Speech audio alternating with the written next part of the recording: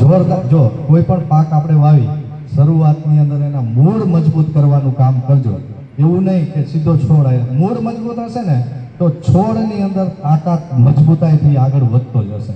એટલે આપણે પહેલાં શું કરવાનું, મરચીવાળા હોય કે મગફળીવાળા હોય, કે મૂળ મજબૂત કરવા માટે યુમિક છે ને ભાઈ, હવે ઓના જેવું છે કે આપણે ડીએપી, એનપી ને યુરિયા આ નાખ્યા રાખી છે, અને જે એની આપને ખબર નથી કે આડઅસર પણ ધીરે ધીરે થતી જાય છે. એના વિશે હું પછી કહીશ. પણ યુમિક એસિડ ઠંડુ છે એકદમ, અને છોડને કોઈ આડઅસર ન થાય અને મૂળિયાનો વિકાસ એનો જોરદાર થાય, એના માટે યુમિક ઘણા બધા પ્રકારના બજારમાં આવે છે. લગભગ ગણો તો 1 કિલો વીઘે નાખવાના આવે છે અને 200 રૂપિયાનો કિલો આવતું હોય છે, કદાચ ક્યાંય 100 રૂપિયાનો કિલો આવતું હશે, પણ એનું પ્રમાણ પણ વીઘે કિલોનું હશે. જ્યારે આ આપણું કૃષિ ક્રોપ સાયન્સનું જે યુમિક છે એનું નામ છે યુમિકલ 95. બધાને દેખાય ને? આ જે યુમિક છે ખાલી 200 ગ્રામ વીઘે નાખવાનું છે.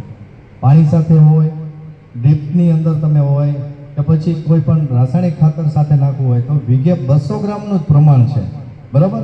અને આ યુમિક કેટલામાં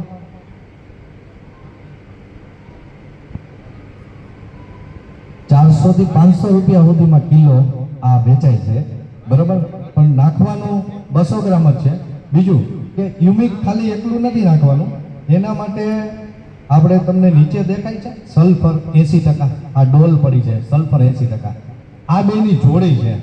ઓલો કે ને કે ઓલી દવા છાંટી તો ભડકો થયો, આમ ભડકાનો આપણે બહુ શોખ હોય, તો ભડકો કરવો હોય ને તમારે, છોડનો ભડકો આમ દેખાય, ઓલું કહેવાય ને એકદમ અંજાય છે કે આ ગ્રીનરી આવી ગઈ, ઘેઘુર છોડ થઈ ગયો, નવી ફૂટ થઈ ગઈ.